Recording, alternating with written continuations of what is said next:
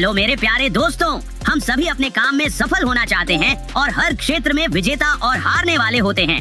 विजेताओं की श्रेणी में शामिल होने के लिए उन गुणों को पहचानना अत्यंत महत्वपूर्ण है जो सफलता की ओर ले जाते हैं। यही कारण है कि आज मैंने कुछ वीडियो इकट्ठा किए हैं जो सफलता की केवल कामना करने वालों और सक्रिय रूप से उसे प्राप्त करने वालों के बीच के अंतर पर चर्चा करते हैं। और ये केवल राय नहीं है, ये उनकी कहानियाँ हैं जिन्होंने पहले ही सफलता हासिल कर ली है। चलिए इसे सुने और समझें। मैं आपको वह एक रहस्य दिखाने जा रहा हूँ जो विजेताओं को हारने वालों से अलग करता है, बाकी किसी भी चीज से ज्यादा। अगर यह $50 का नोट उपलब्ध होता तो कौन जीतता?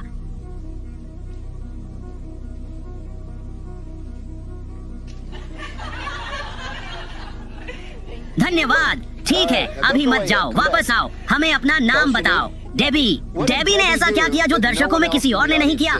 वह उठी और उसने कदम बढ़ाया। देखिए, बहुत बार हम बैठकर इंतजार करते हैं और आशा करते हैं और सपना देखते हैं और पुष्टि करते हैं और प्रार्थना करते हैं और मेडिटेट करते हैं। हम ये सब करते हैं और ये सब महत्वपूर्ण है, ये प्रक्रिया का हिस्सा है। लेकिन एक ऐसा समय आता है जब मौका मिलता है और यदि आप कदम नहीं उठाते हैं तो आपको बैठना होता है और आपके पास $50 नहीं होते हैं। ठीक है, यह साधारण सलाह की तरह लगता है, लेकिन यह महत्वपूर्ण है। चाहे आप कुछ भी कितना भी बुरी तरह से क्यों न चाहें, इसे बिना कोई कदम उठाए आप इसे हासिल नहीं कर सकते। इसी विषय पर बात करते हुए मैं अपनी एक्सरसाइज व्हील को नजरअंदाज कर रहा था, लेकिन आज मैं इसे फिर से घुमा रहा हूँ क्योंकि मैं अपने वजन घटाने के लक्ष्यों को प्राप्त करने के लिए तैयार हूँ। तो केवल योजनाएं न बनाएं, कदम उठाएं दोस्तों, और अपना मौका न गवाएं। कुछ व्यावसायिक समझ पीढ़ी दर पीढ़ी हस्तांतरित होती रहती है, लेकिन आपको किसी और के ज्ञान से लाभ उठाने के लिए उनके नजदीकी रिश्तेदार होने की जरूरत नहीं है। यहाँ एक आदर्श उदाहरण है। एक सफल दोस्त ने अपने पिता से प्राप्त कुछ अमूल्य सलाह साझा की, जिसे आप निश्चित रूप से सुनना चाहेंगे। तो अपने कान खोलें और नोट्स लेने के लिए तैयार हो जाएं। हाँ, आखिरी बात, मेरे पिता की मृत्यु तब हुई जब मैं 26 साल का था। उन्होंने मुझसे कुछ बातें कही थी जिन्हें मैं सबके साथ साझा करूंगा। सबसे पहली बात उन्होंने यह कही कि उन्हें परवाह नहीं है कि मैं रोजी रोटी के लिए पेपर क्लिप्स बेचता हूँ या लोकोमोटिव्स। लोग उनसे खरीदते हैं जिन्हें वे पसंद करते हैं। यह दुनिया बहुत ज्यादा व्यावसायिक हो गई है, इसे याद रखें। लोग उनसे खरीदते हैं जिन्हें वे पसंद करते हैं। दूसरी बात उन्होंने यह कही थी कि उन चीजों पर नियंत्रण रखें जिन्हें आप नियंत्रित कर सकते हैं। बस इतना ही आप कर सकते हैं। जीवन की सारी अन्य बेकार की बातों के बारे में परेशान मत हो। अगर आप इसे नियंत्रित नहीं कर सकते हैं तो इसके बारे में चिंता मत करें। मेरे पिताजी कहते थे, बेटा छोटी चीजों के बारे में परेशान मत हो, लेकिन वह नजरें फेर लेते थे। वह देखते और कहते थे, आमतौर पर ये सब छोटी चीजें ही होती हैं। इतने सारे ज्ञान के लिए धन्यवाद। साझेदारों के साथ अच्छे संबंध बनाना हमेशा व्यवसाय के लिए लाभकारी रहेगा। मुझे उन महत्वपूर्ण चीजों पर ध्यान देने की सलाह भी बहुत पसंद आई जिन्हें हम वास्तव में प्रभावित कर सकते हैं। इस तरह की टिप्स न केवल हमें सफल होने में मदद करती है, बल्कि तनाव को भी कम करती है। नए एपिसोड को मिस ना करें ताकि आप व्यावसायिक क्षेत्र में और बुद्धिमान बन सकें। तब तक के लिए अलविदा और याद रखें, हैमस्टर्स ताकतवर होते हैं। हम सब एक साथ हैं और एक दूसरे के लिए है।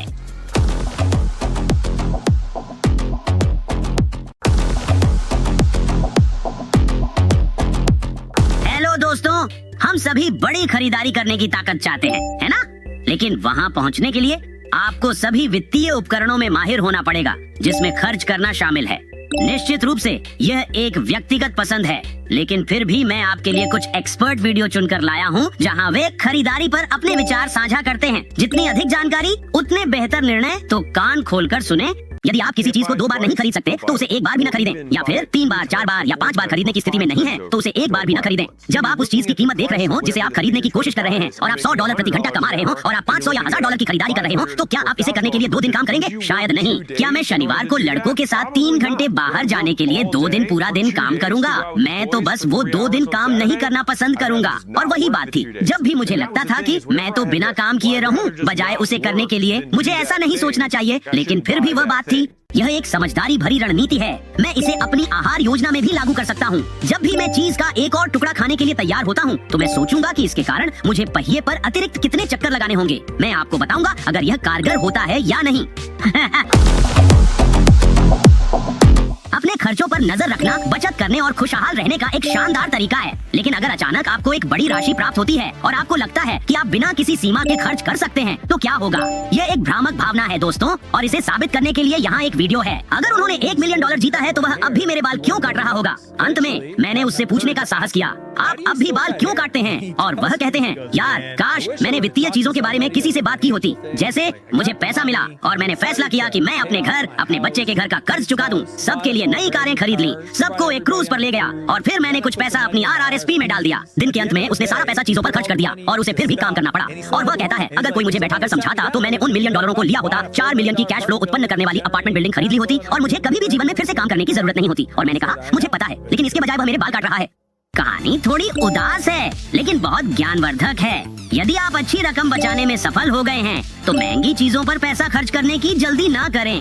संपत्तियों में निवेश करना अधिक समझदारी है जो लाभ उत्पन्न करेंगी। फिर भी हमें हेयर ड्रेसर की आवश्यकता होती है क्योंकि मेरे फर खुद नहीं संवर सकते। अधिक शानदार टिप्स जानने और वित्त की दुनिया में अधिक बुद्धिमान बनने के लिए अगले एपिसोड को मिस ना करें। याद रखें, हैमस्टर्स ताकतवर होते हैं। हम सब एक साथ हैं और एक दूसरे के लिए है। फिर मिलेंगे।